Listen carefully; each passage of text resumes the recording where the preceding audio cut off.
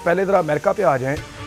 पाबंदियां और उनका बिल 22 सेनेटर्स ने पेश किया है। पाकिस्तान पे दबाव बढ़ाया जाएगा, दबाव ज़्यादा डाला जाएगा, तलवार लटकाई जाएगी या अल्टीमेटली पाबंदियां लगा दी जाएंगी?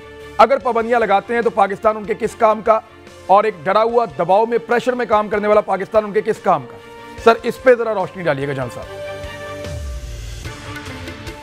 उसके लिए पहले ये देखना होगा कि अमेरिका चाहता क्या है। क्या उसका काम पाबंदियों से निकलेगा या उसका काम यह है कि वो पाकिस्तान को डरा धमका कर अंडर प्रेशर रखकर वो काम करवा सकता है। अगर तो अमेरिका का ख्याल ये है कि पाकिस्तान सीपैक से निकल जाएगा या Pakistan one belt one road से निकल जाएगा, तो एक दफ़ा नहीं 10 दफ़ा पाबंदी लगा दे तब भी काम नहीं हो सकता। ये डरा धमका भी नहीं हो सकता, पाबंदियों से भी नहीं हो सकता। दूसरा अगर उसका ख्याल ये है कि वो अफगानिस्तान में जो अमेरिका के मफादात की निगहदाश्त के लिए उन सब लोगों की सपोर्ट करना शुरू कर देगा जो तालिबान को मंजूर नहीं है और जिनको शायद बहुत कम लोग और ही मंजूर करते हैं, तो इसलिए वो भी पॉसिबल नहीं है। क्योंकि पाकिस्तान ने तो बड़ा वाज़ेह कर दिया है कि तालिबान का और अफगानिस्तान का और अफगानों का मसला है, वो जिसको लेके आए जो भी हुकूमत आएगी पाकिस्तान उसको एक्सेप्ट करेगा। इससे तीसरा और आखिरी ये है कि क्या पाकिस्तान को दबाव डालकर वो भारत के साथ, जो भारत को पहले उन्होंने एक इस खिते में नेट सिक्योरिटी प्रोवाइडर के तौर पे पेश किया था, उसका नथी करेंगे। पाकिस्तान दबाव में आकर ये बात मान लेगा। किसी हद तक पाकिस्तान ने पहले जो दबाव पड़ा था उससे सीज फायर वगैरह की बातचीत तो हुई थी और पाकिस्तान ने बाकायदा एक सेमिनार भी करवाए कि भी पीस होना चाहिए, सब कुछ होना चाहिए, लेकिन वो भारत मानता नहीं है।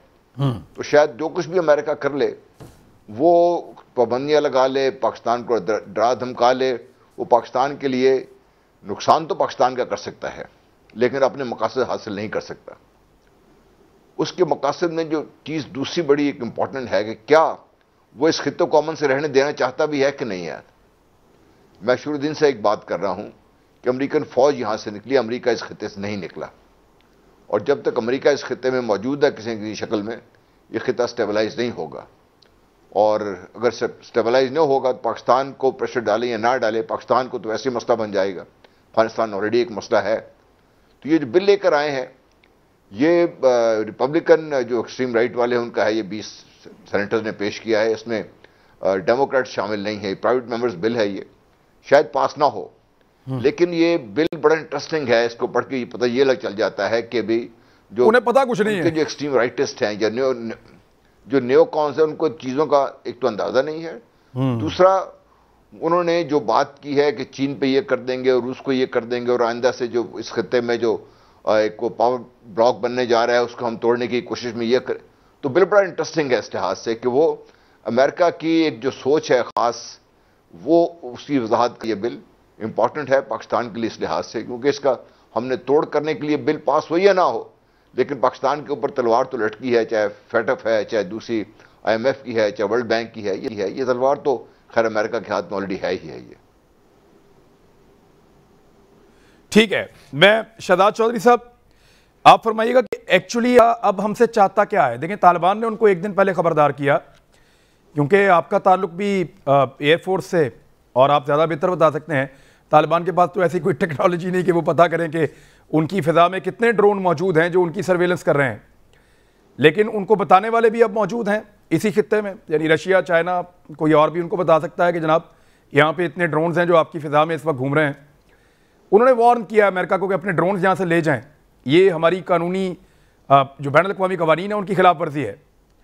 और अमेरिका सर्वेलेंस तो करना चाहता है इस खित्ते की भी, अफ़गानिस्तान की भी।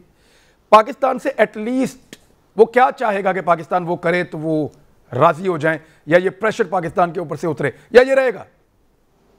देखिए, अगर तो अमेरिका ये समझता है कि वो पाकिस्तान को चीन से हटवा देगा, सीपैक से स्लो करवा देगा, सीपैक को स्टॉल कर दवा देगा, तो मेरा ख्याल है फिर तो बहुत गलत सोचता है। इतना बड़ा मुल्क, इतनी समझ के साथ, जिसका दुनिया भर में इतना अमल दखल है, अगर वो ये भी नहीं बुनियादी चीज़ नहीं समझ पाता तो फिर तो बहुत ही गलत कंसेप्शन है उसके अंदर, वो सोच के अंदर कुछ खलल है उसके। दूसरी बात, अगर वो ये समझता है कि हम भारत की कोई इजारादारी कबूल कर लेंगे, ऑब्वियसली इम्पॉसिबल चीज़ है, एक दो चीज़ें और हो सकती हैं, शायद हम पे कभी कोई ये भी बात की जाती है कि न्यूक्लियर का कोई पाकिस्तान पे, मेरा ख्याल है वो वक्त गुजर गए जो न्यूक्लियर का, अब तो मतलब ये कहने की बात रह गई है ज़ुबान की हद तक, लेकिन अब पाकिस्तान इसमें बहुत आगे इस्टेब्लिश्ड एक न्यूक्लियर मुल्क है, न्यूक्लियर पावर है, तो ये इसलिए ये भी मुमकिन नहीं है। हाँ, बेसिस की बात हो सकती है, वो ये चाहता हो कि ओवर द होराइजन जो मुझे मिल रहा है अगर मिल सकता है पाकिस्तान से तो आसानी उसके लिए बहुत हो जाती है, जिस तरह शमसी वगैरह में पहले उसको आसानी हो गई थी यहाँ पे। लेकिन साथ ही साथ गो कि आपने जिक्र किया कि उनके जो ड्रोन्स हैं वो रूस उनको इन्फॉर्म कर देगा कि कितने आए हैं या कितने, या कोई और इन्फॉर्म कर सकता है। रूस असल में उनको बढ़ चढ़ के आगे पेश कर रहा है कि आप सेंट्रल एशिया के अंदर जो हमारे बेसिस हैं उनको इस्तेमाल कर सकते हैं ड्रोन्स के लिए, ओवर द होराइजन कैपेबिलिटी के लिए, और लगता ही है मोस्ट लाइकली कि वो शायद वो उसी कैपेबिलिटी को सेंट्रल एशिया से इस्तेमाल करेगा। तो बाहर सूरत कहने का मतलब ये हुआ। हाँ, ये दूसरी बात जनरल साहब ने जो कही कि वो कितना डिस्टेबलाइज रखना चाहता है, मेरा ख्याल है अगर डिस्टेबलाइज रखना चाहता तो शायद यहाँ से जाता ना, वो 2,500 भी छोड़ देता है यहाँ पे कि चलो ये 2,500 ये और कुछ कॉन्ट्रैक्टर मिल मिला के काम करते रहेंगे यहाँ पे जो गंद क्रिएट करना है। तो मेरा ख्याल है वो अक चुका था, जैसे पंजाबी में कहते हैं अक गया था, वो पैसे खर्च कर करके अक के वो फाइनली यहाँ से उसने जाना था, चला गया। तो फिर अब हमसे क्या चाहते हैं सर? हमसे क्या चाहते हैं? भी कर ले हमसे, तो मैं बताया ना बेसिस की बात हो सकती है ना, बाकी अपनी अपनी सोच है, बाकी अपनी सोच है कि इसको जहां तक आप ले जाएंगे हमसे, असल में हमारे साथ दुश्मनी क्या है उनकी। अच्छा, तो अब अगर उसने दुश्मनी हमारे साथ ही करनी है तो मतलब ये तो फिर सुपर पावर तो फिर हम हुए, वो तो ना हुआ ना कि इतना बड़ा मुल्क हो के हमसे दुश्मनी करना चाह रहा। तो बात ये हो गई कि तो इसलिए मेरा अपना ख्याल ये है कि थोड़ा सा हौसले के साथ हालात को स्टडी कीजिए। हाँ, जो एक प्रेशर पॉइंट है वो ये है कि पाकिस्तान सपोर्ट अगर तालिबान को अफगानिस्तान में करता रहेगा तो तालिबान उस तरीके से फेल नहीं होंगे जिस तरीके से कि अमेरिका शायद चाहता है कि यहाँ वो वहाँ पे फेल हों। हाँ। क्योंकि अगर अफगानिस्तान में तालिबान फेल होते हैं, क्योंकि उनकी वजह से उनको एक हज़ीमत उठाना पड़ी है, तालिबान की वजह से उनके लिए मुश्किल खड़ी हुई है। तालिबान आज हावी नज़र आते हैं अमेरिका के ऊपर, तो इसलिए वो चाहते हैं कि अगर क्रैश करना है तो तालिबान क्रैश करें, अगर गिरना है तो वो गिरें, पता लगे कि हाँ वो इस काबिल नहीं है, फिर शायद दोबारा से कोई हामिद कारज़ाई उठेगा, फिर कोई ये गनी अब्दुल गनी, वो क्या अशरफ गनी उठेगा, अब्दुल्ला उठेगा। तो कहने का मतलब ये हुआ कि ये पॉसिबिलिटी अमेरिका के लिए ज़्यादा एक्सेप्टेबल मेरा ख्याल है। बाकी उससे ज़्यादा मैं समझता हूँ कि अपनी जैसे ना बॉक्सिंग के अंदर अपनी वेट ग्रुप के अंदर रहना चाहिए बंदे को मत्था बहुत ज़्यादा ऊंची जगहों पे कम लगाना चाहिए, ताकि अपने अंदर रह के अपनी जहाँ पे आप अपनी ताकत के साथ कुछ शेप कर सकते हैं, डिजाइन कर सकते हैं, वहाँ यूज करें, अदरवाइज बिला वजह जोर ना लगाएं। एग्जैक्टली, मतलब जब जोर ही नहीं है तो फिर यार इतने बड़े भोलू पहलवान को फिर मतलब उसके साथ क्या मतलब कुश्ती लेनी है फिर। मैं छोड़े इसी सवाल को मैं मतलब बात साहब के सामने रखता हूँ, क्योंकि सबसे डिफिकल्ट पोर्शन इसका जो होगा उस पर एनालिसिस बड़ा जरूरी है। अगर भाई देखें, जो अमेरिका के मफादात हैं इस खित्ते में वो चीन और रशिया के नहीं हैं, और जो चीन और रशिया के हैं वो अमेरिका के नहीं हैं। अगर अमेरिका इस खित्ते पे नज़र भी रखना चाहता है तो उसको पाकिस्तान चाहिए।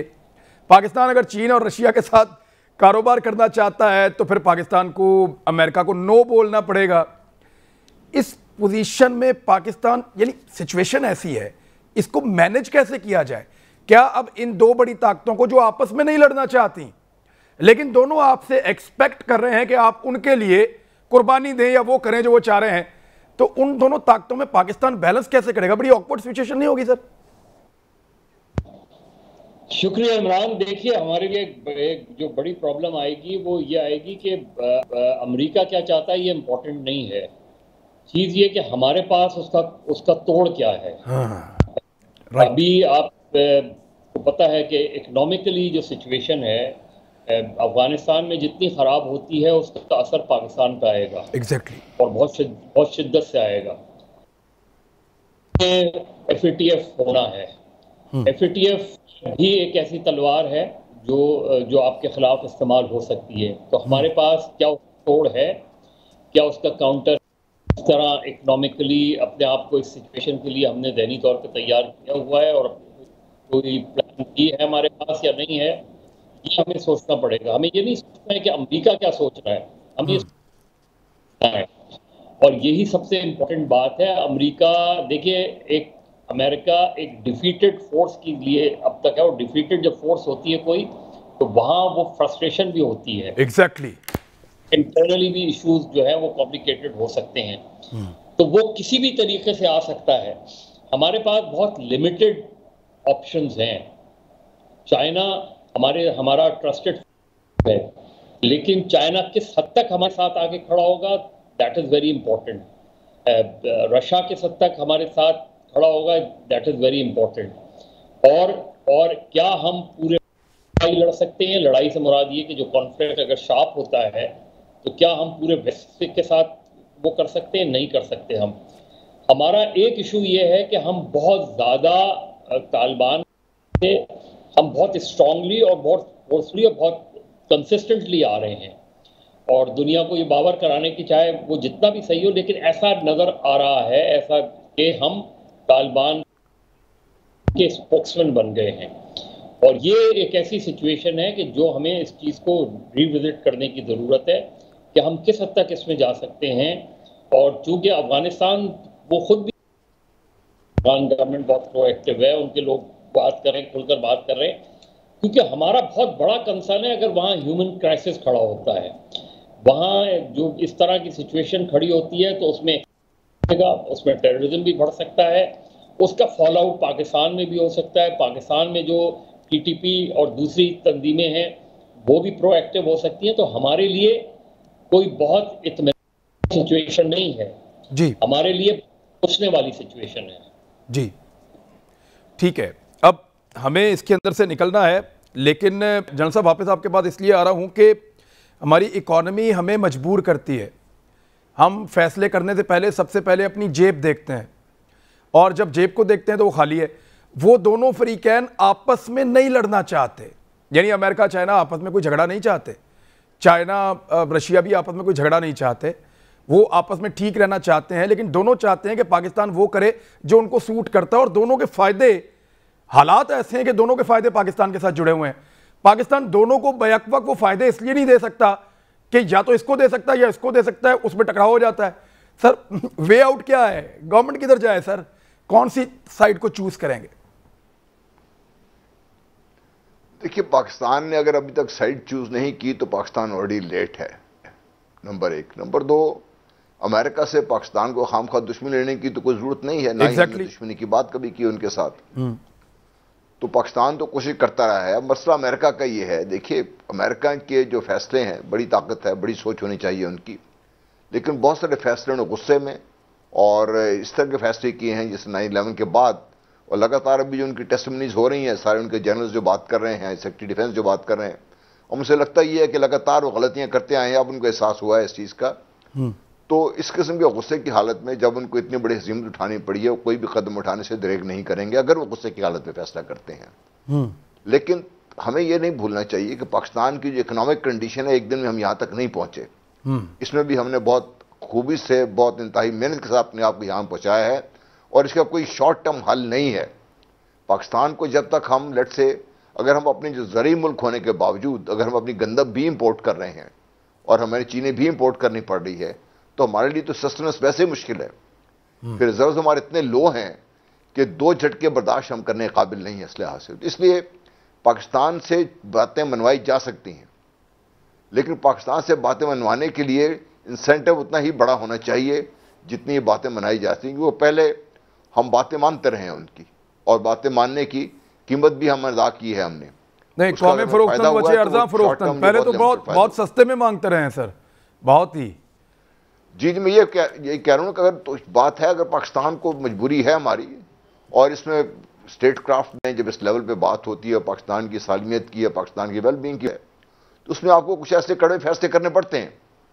और वो कड़े फैसले जो है वो पाकिस्तान के लिए मैं समझता हूँ कि ऑलरेडी हम कर चुके हुए हैं, क्योंकि चीन के साथ इस वक्त पाकिस्तान अलहदा होने की पोजीशन में ही नहीं है।